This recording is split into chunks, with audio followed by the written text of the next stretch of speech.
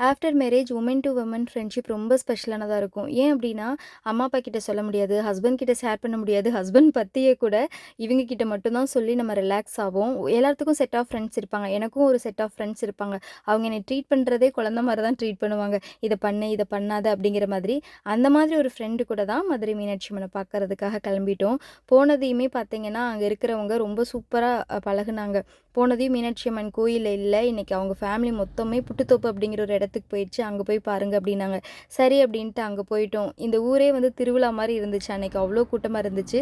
மீனாட்சி அம்மன் எனக்கு ரொம்ப ஸ்பெஷலான கோயில். நான் வந்து எனக்கு கேர்ள் பேபி வேணும் அப்படின்ட்டு ஆசையா அங்க தான் வேண்டிக்கிட்டேன். அழகான கேர்ள் பேபி வேணும் அப்படின்ட்டு வேண்டிதான் அம்மன் பேர் வச்சு தரேன்னு சொல்லி தான் அமிழ்தினி அப்படிங்கிற பேர வந்து நான் வச்சேன்.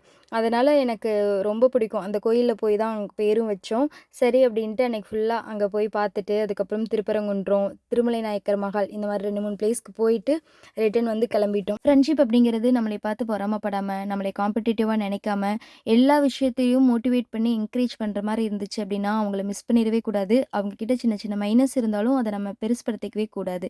Thank you.